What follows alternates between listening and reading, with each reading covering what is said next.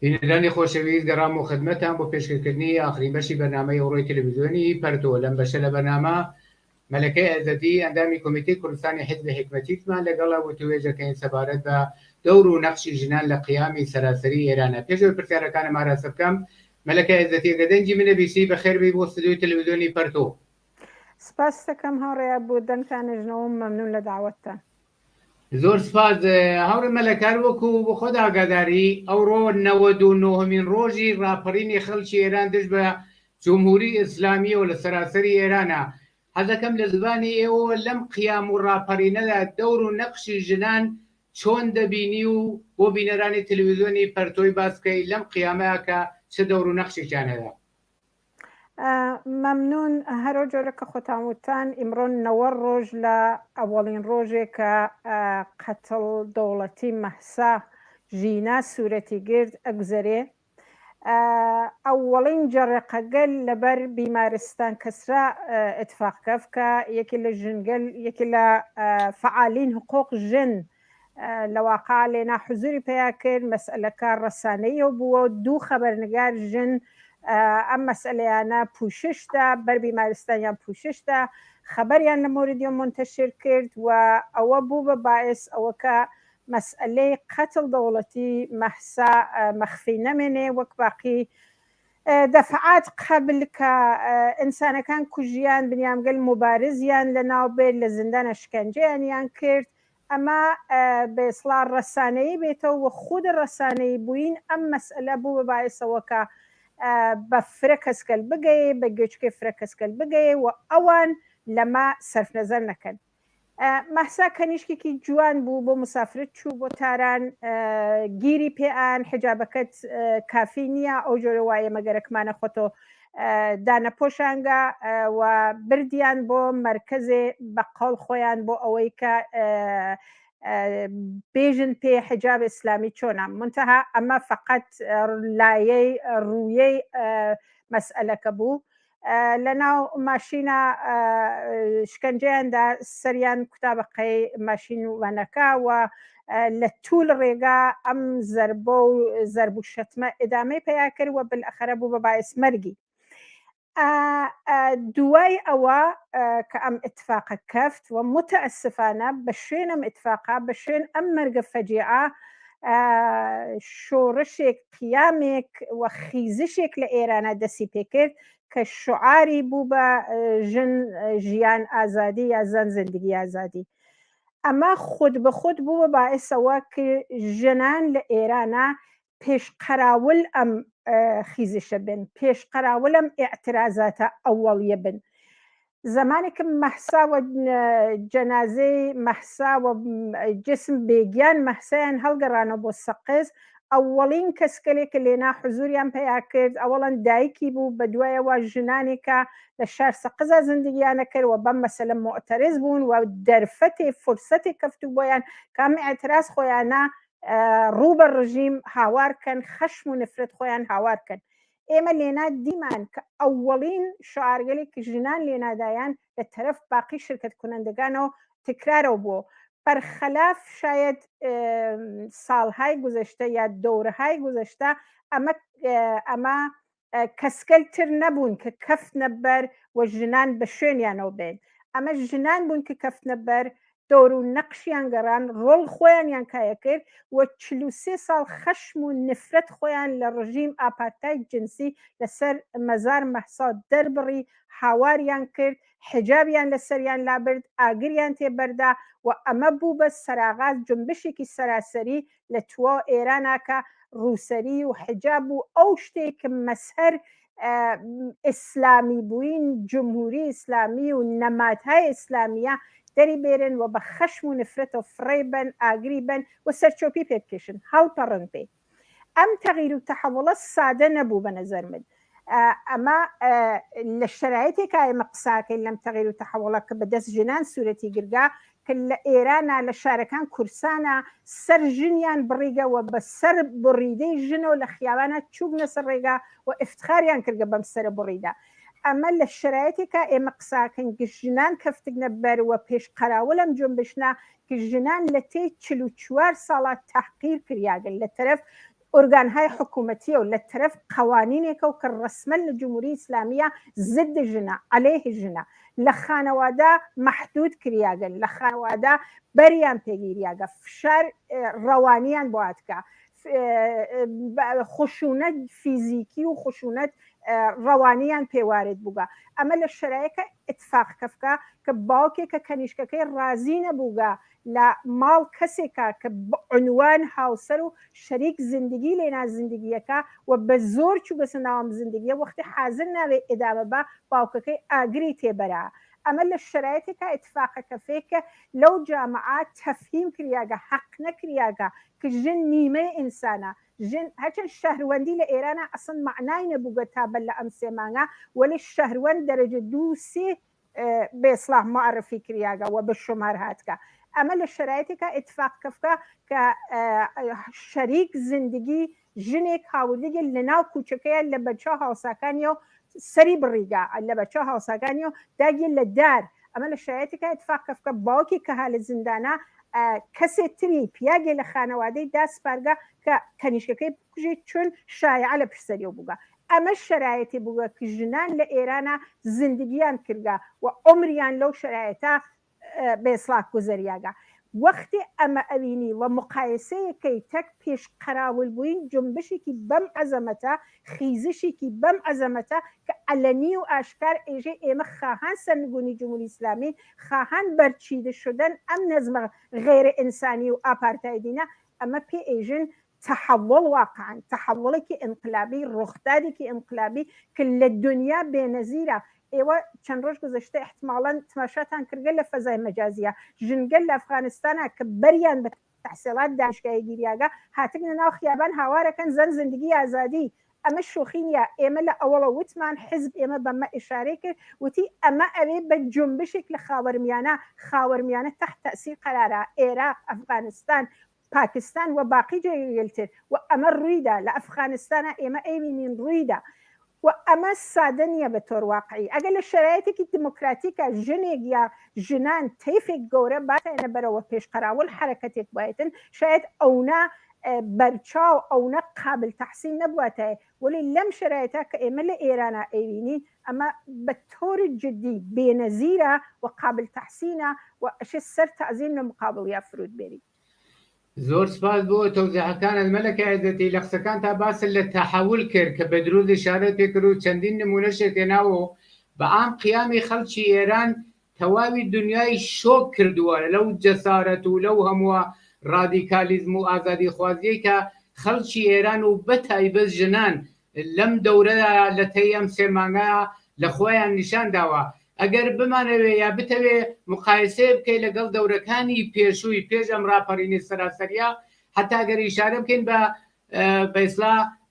سوگواری و ئازاداریە کە پێشتر دەکرا و ئێستا دەکرێت کە بە پەرچەمی سوور و سەر قەبرەکانیان پەرچەمی سوور و گوڵی سووری لەسەردادەنێن تەفاوەتێکی زۆر زیاتە بینی ئەم هەمووە جەسارەتە ئەم هەمووە ڕادیکالیزمە ئەم هەمووە ئازادی خوازگیە کە وتم دنیای واردی شۆکێ کردووە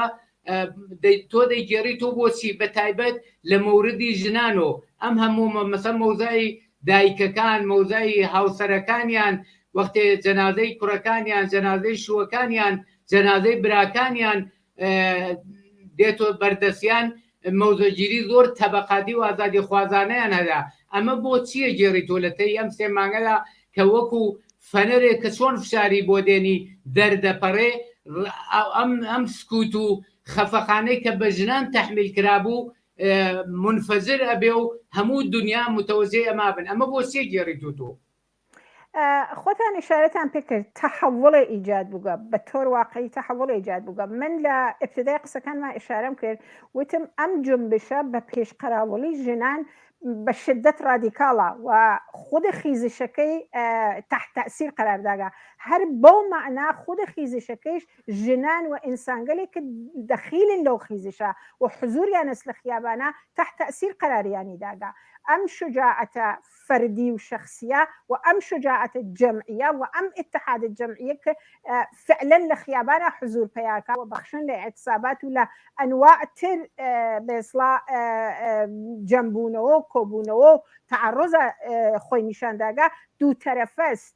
هم بنیامەکان جنبشەکان تحت تاثیر قرار داگا هم خود جنبشەکە پێشڕەوبووینی رادیکال بووینی خاستەگەلێک کە هەسی کۆتانەهاتن لە خاستەکانی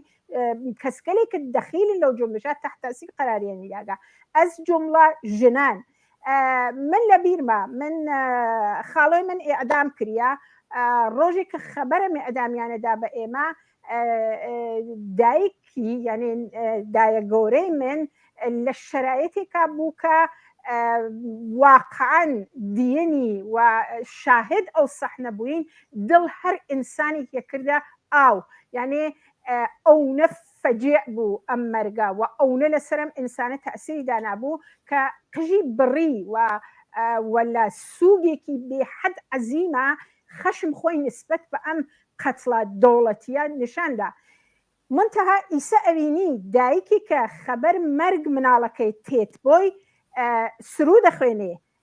چۆپیە کێشێ چۆپیەکی انقلابی چۆپیەک لەسەر خەشمە و لە دایکیان لەسەر خاکیان و سخەنڕانیەکە و ئەو قسەگەلە ئێژێ کە گشتی شاهدی بوو کە گشتی لە فەزای مەجازیە ژنەفتگیا مامۆکەی تێ ئینکاریەکە مجددەن دایکی دووبارە لە قسەگەلێکە کردگیا دفاعکە تحت فشار قراریان ئەیژێ اشتبام کرد ئەڕێتەوە دووبارە ئەوێسێ لە مقابل دووربینا و ئەیژێ من ئەمەمە تحت فشار وتکە لە هەر جێگەیەکە کە نەفەری کوژیاگە ئێعدام کریاگە و قەتڵگەل دەوڵەتی سوورەتی گرگا ئەعزای خانەوادا و خصوصەن ژنان کە شاید صاحب ئیحساساتێکی فرەترن لە مەرگ لە دەستاین عەزیزەکانیانە جۆری تر هەڵسان و دانیشتنەکەن ئەگەر دیوێتان دوێکە یا پێرەکە لە کامیارانە لە جەریان چلەی فواد محەممەدیە هاوسەرەکەی شەریک زندگیەکەی تێتە بەرەژی بێڵن با من لە ئیدەکان فواد قسەتان بۆ بکەم فواد خاهان بەرابەری ژن و پیاک بوو فواد خاهان ئەوە بوو کە ئستسما لە تەبقەی کارگەر نەمێنێ خاهان ئەوە بوو کارگەری وا ماڵ بۆ تو دنیا دروستەکە خۆی ساحێ ماڵ بێ ئەمە بێنەزیرە ئەمە لە توول تا حتا لە ئینقلاب 57 ئەم ئتفاقە نەکەفکە لە هیچ دەورێکە لە ئێرانە ئێمە شاهد ئەوە نەبووگین کە کەسێ عەزیزێکی لەدەسا بەجێگەی شیوەنوزاریکردن تێتە دەرەو لە عەزیزەکەی قساکە خطاب بە جمهوری ئیسلامی ئەیژێ ئەوێسین تاپای نابودیت قسم بخونی یاران ئیستادەین تاپایان و بەمە ئیکتفا ناکەن فقط لە عەزیزەکەی خۆیان یاد ناکەن لە عەزیزگەلی لە دەستادەی کەسکەلتر هاوسایان هاوشاریان لە کل ئێرانە قساکەن ئەمە اتفاقێکی بێنەزیرە ئەمە نەتیجەی ئەو تەحەوڵە ئینقلابیە ئەو خیزشە ئینقلابیەسە کە بێ بڕۆ بەرگەرد تا لە مەیانە ئەمە ئیتر خاهان ئەوە نییە ئیسلاح تەڵەب وایە ئوسوڵگەرا وایە هەر شتێتر ئەمە خاهان ئەوەسە کە کولیەت جمهوری ئیسلامی لە جامعە پاکۆ کاتەوە ئیستادە ئین تا پایان معنی سەرنگونیە ئەم وەزعیەتە کە لە ئێرانە پێشاتکە حقیقەتەن من لە هیچ کوێنێتران نەمدیگە ئەم واکنشە کە خصوصەن ژنان نسبەت بە مەرگ نسبەت بە عەزاداری نسبەت بە سوگواری نیشانیان نیشانەی تەغییرێکی بێ ئەندازە ڕادیکاڵە نیشانەی تەغییرێکە کە جمهوری ئیسلامی نەتوانێت شاد بێ لەوەی کە زەعف ئینسانەکانێک کە عەزیزێکیان لە دەستاگە بیبینێ ئەمە قابل تەحسینە حقیقەتەن زۆر سپاس مەلەکە ئەزەدی پرسیارێکی ئاخرم وەختمان زۆر نەماوە خۆت ئیشارە کرد بە سلمین ڕۆژی فوادی محەممەدی لە کامیاران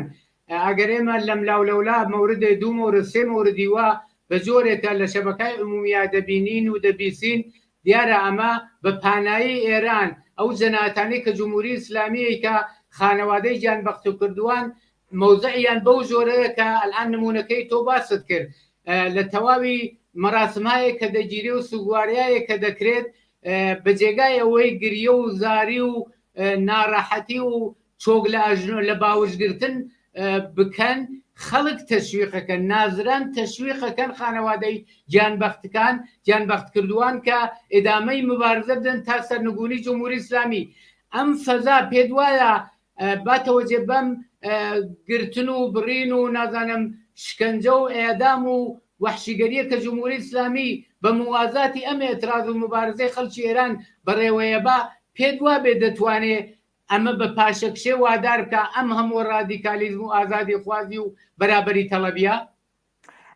بزن هاڕێ بوو هیچ انقلابێ لە توول تاریخە یەکشەوە اتفاق نەکەفکە انقلابێ بەعزەمەت انقلاب 57 یەک ساڵ توولی کێشە یەک ساڵ توولی کێشە کە لە مەرحەلەی ئێعترازات ئەوەڵیە و بگەیتە سەرنگونی ڕژیم پەهلەوی ئەم انقلابیشە هەرواسا ممکنە ڕۆژێک لە فەزایەکی جیاوازە فروکەشکە ممکنە لە فەزایەکی فۆقڵعادا دووبارە فرەفرە بە خروشێکی فرەفرەترە و بێتە مەیان ئەمە کە ئۆفتوخیز بە یەک معنا هەسی معنای ئەوە نییە کە سەر تەسلیمی هەست ئەوە کە ئێمە ئەوەڵ دەیمان لە توا و شارەکان ئێرانە لە کورسان لە ئیزا لە بەلوچستان لە ئیسفەهان لە تاران لە توا و شارەکانە لە بووکان لە سەقس لە توا و شارەکانە ئێعتراز بووگە ئێعتراز بە مناسبەت چلەی گیان باختکردەکان ئێعتراز بە ئەوزا و ئەحواڵێک کە هەست ژنان هاتن لە خیابان دووبارە شعار هیستۆی هەرزتۆی زەنە ئازادە مەنەم سەرداگا و عەلا ڕەغمە ئەوەی کە ممکنە ئێعترازات خیابانی بە شدت ڕۆژگەل ئەوەڵیا لا ئەقل ئێمە نەیبینین و ئەم حزورە ئیحساس نەکەین منتەها لە هیچ کوێنێکە وەزعیەتەکە یا قەرائن ئەوە نیشان نات کە ئەم ئێعترازاتە سەر تەسلیمی هەست لە توای ئێعترازاتێکا کە ئەکردێ حتا ئەگەر 10 نەفەر هەن لە خیابانە ئەوەسە گرانی بێحقوقی میریم تا سەرنگونی ئەمە واقعیەتەوە سا کەسێکە حالە بان ئەم نەزەرەوە ئەم نگاهە و وێساگا ئەوەی کە پاپەس بکێشێ و ئەوەی کە بڕێتەوە ماڵە و ئیتر لە خیابانە پەیاینەوێ غێرە ممکنە چەندانە ئەعدام لە مدەتا سوورەتی گرگا چەند هزار شکنجە چەند هزار کەسکەلێکە لە بیمارستانە لە زیندانە مرگن بردیگیانیانە بیمارستان و بە خانەوادەیان خەبەریان داگەکە گیانی لە دەستاگا وەڵێ اتفاقی نەکەفکە خیابان کەماکان هەست خیابان زیینگە ئەم وەزعیەتە ممکنە مەسەڵەن ئەگەر ڕۆژێک خیابان کەمتر شلۆق بێ ممکنە ئیجاد ناومیدی کاوەڵێ بە تۆر واقعی وانە بە تۆر واقعی ئەدامەی هەست و بە قاڵ خۆیان ئیستادەین تاپایان خاهەندی ئیستاد هەر لە خیابانە حزوریان هەست و ئیمکانی نییە مە هەڵگەڕێتەوە بە قبل از مرگ مەسا و شروعێکە لێنەوە دەسی پێ کرد غێرە ممکنە زۆر سپاس مەلەکە عیزەتی پرسیار زۆرە بەڵام متاسفانە وەختەکەمان بە ئاخر گەیشتووە زۆر سپاس بۆ تەوزیحەکانت و بۆ بەشداری لە بەرنامەی ڕۆی تەلەڤیزیۆنی پەرتۆدا سپاس مەمنون لە ئێوە زۆر سپاس بینەرانی عەزیز و خۆشەویست بەم جۆرە هاتینە کۆتایی بەرنامەی حوتەی تەلەڤیزیۆنی پەرتۆ ساخی و سڵامەتیتان لە هەرچوو هەن ئارەزومانە شاد و